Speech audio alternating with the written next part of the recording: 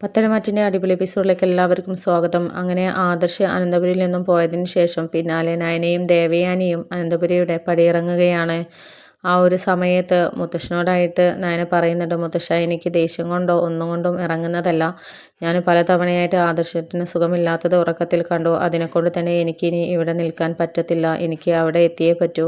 പിന്നെ ആദർശേട്ടൻ്റെ കൂടെ ഞാൻ ഉള്ളത് ആദർശേട്ടനൊരു ധൈര്യം കൂടിയാണ്. എന്താണോ ഇവിടുന്ന് ഉദ്ദേശിച്ച് പോയത് ആ കാര്യം നടക്കണമെങ്കിൽ ഞാൻ കൂടെ വേണം. അതിന് ഞാൻ പോയേ പറ്റുകയുള്ളൂ.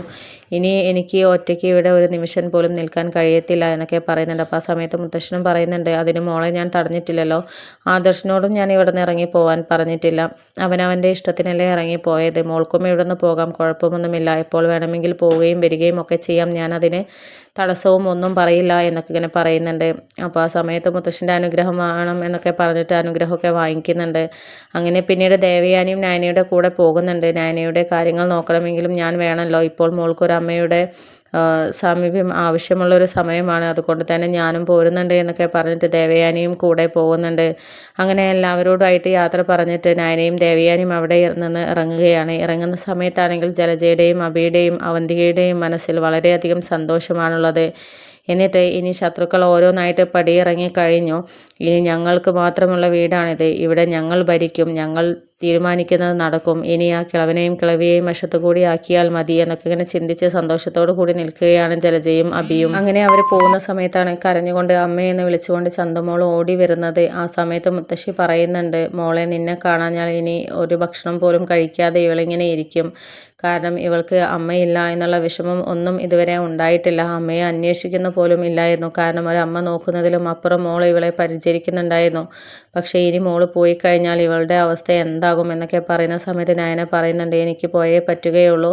പിന്നെ ചന്തുമോൾക്ക് വേണമെങ്കിൽ അങ്ങോട്ടും വന്ന് നിൽക്കാലോ, രണ്ട് സ്ഥലത്തുമായിട്ട് മാറി മാറി നിന്നാൽ മതി എന്നൊക്കെ ഇങ്ങനെ പറയുന്നുണ്ട്. എന്നിട്ട് നയന ചന്തുമോളോട് പറയുന്നുണ്ട്, അമ്മ മോളോട് പറഞ്ഞത് ഓർമ്മയില്ലേ, ഞാൻ എന്തിനാണ് പോകുന്നത്, അമ്മ വേഗം തിരിച്ചു വരും എന്നൊക്കെ പറഞ്ഞതല്ലേ. അപ്പോൾ മോള് കരയരുത്, മോള് നല്ല ഉഷാറായിട്ട് നല്ല കുട്ടിയായിട്ട് നിൽക്കണം എന്നൊക്കെ പറഞ്ഞിട്ട് ചന്തുമോളുടെ കരച്ചിലൊക്കെ മാറ്റി നിർത്തുകയാണ്. അങ്ങനെ നമ്മുടെ നയനയും ദേവയാനിയും പടിയിറങ്ങി പോവുകയാണ്. ആ സമയത്താണെങ്കിൽ മുത്തശ്ശി വളരെയധികം സങ്കടപ്പെട്ടുകൊണ്ട് നിൽക്കുകയാണ്. എന്നിട്ട് ഇതൊരു മരണ വീടായി മാറിയിരിക്കുന്നു എന്നൊക്കെ പറഞ്ഞിട്ട് അകത്തോട്ട് കയറി പോകുന്നുണ്ട്. ആ സമയത്ത് മുത്തശ്ശൻ മുറിയിൽ തന്നെ ഇരിക്കുന്നുണ്ടായിരുന്നു. അങ്ങനെ ദേഷ്യപ്പെട്ടിട്ട് മുത്തശ്ശനോട് പറയുന്നുണ്ട്, ഓ എല്ലാം കണ്ടുകൊണ്ട് ഇവിടെ ഇങ്ങനെ ഇരിക്കുകയാണല്ലേ, ഒന്നും അറിയണ്ടല്ലോ, ആരുടെ ഭാഗത്തു നിന്നും ഒന്നും ചിന്തിക്കാതെ എല്ലാം ഉള്ളിൽ ഇതാക്കിയിട്ട് ഇവിടെ തന്നെ ഇങ്ങനെ ഇരുന്നാൽ മതിയല്ലോ, ബാക്കിയുള്ളവർ ഇവിടെ ടെൻഷൻ അടിച്ച് ചാവാറായി എന്നൊക്കെ ഇങ്ങനെ പറയുന്ന സമയത്ത്, വസുന്ധര നീ എന്തൊക്കെ ഈ പറയുന്നത്, എൻ്റെ മനസ്സിലുള്ളത് എനിക്കും ദൈവത്തിനും അറിയാം, അത് മറ്റുള്ളവരെ എങ്ങനെ ധരിക്കുന്നു അതെനിക്കൊരു വിഷയമേ അല്ല എന്നൊക്കെ പറയുന്ന സമയത്ത് മുത്തശ്ശി ചോദിക്കുന്നുണ്ട്, ഇദ്ദേഹത്തിൻ്റെ മനസ്സിൽ എന്താണുള്ളത്, അത് എന്നോടൊന്ന് തുറന്ന് പറഞ്ഞൂടെ. എന്തായാലും നല്ലത് മാത്രമേ ഉണ്ടാവുകയുള്ളൂ എന്നുള്ളത് എനിക്കറിയാം, എനിക്ക് സംശയമൊന്നുമില്ല. പക്ഷേ ആദർശിൻ്റെയും നയനമോളുടെയും സങ്കടം കാണുമ്പോൾ അത് സഹിക്കാൻ പറ്റുന്നില്ല. അതുകൊണ്ട് ഞാൻ ഓരോന്ന് പറഞ്ഞ് പോകുന്നതാണ്. പിന്നെ നയനയും ആദർശമില്ലാത്ത ഈ വീട് ജീവനില്ലാത്ത ഒരു വീട് പോലെയാണ്, അത് ഇദ്ദേഹത്തിന് അറിയാലോ, അതുകൊണ്ട് പറഞ്ഞു പോകുന്നതാ. നമ്മൾ ഈ വയസ്സന്മാർക്ക് അവളിവിടെ ഇല്ലാഞ്ഞാൽ ശരിയാവത്തില്ല, അതൊക്കെ അറിയാവുന്നതല്ലേ, അതുകൊണ്ട് സങ്കടത്തിൽ പറഞ്ഞു പോയതാ എന്നൊക്കെ പറയുന്നുണ്ട്. അപ്പോൾ മുത്തശ്ശൻ പറയുന്നുണ്ട്, എൻ്റെ മനസ്സിലുള്ളത് എന്താണ് എന്നുള്ളത് ഞാൻ നിന്നോട് പറഞ്ഞു കഴിഞ്ഞിട്ടില്ല.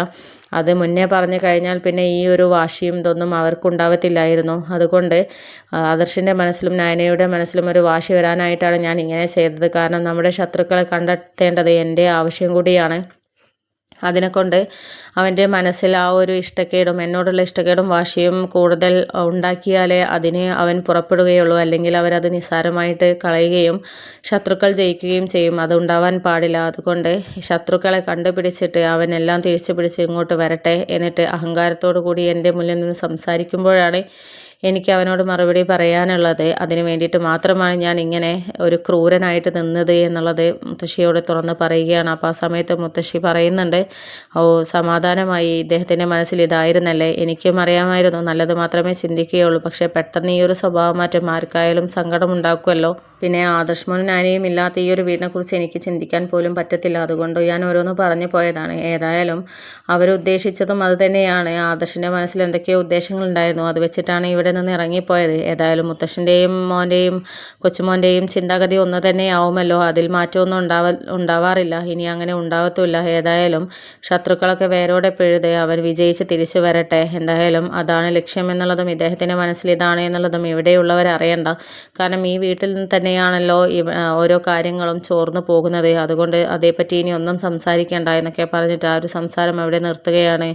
അപ്പോൾ മുത്തശ്ശനും പറയുന്നുണ്ട്, അതുകൊണ്ടാണ് ഞാൻ ഇതിനെപ്പറ്റി കൂടുതലൊന്നും ചോദിക്കാതിരുന്നതും പറയാതിരുന്നതും, മൗനം വെടിഞ്ഞ് അവരോട് ദേഷ്യത്തിൽ നിൽക്കുന്നതായിട്ട് ഞാൻ നിന്നതും എന്നൊക്കെ ഇങ്ങനെ പറയുന്നുണ്ട്.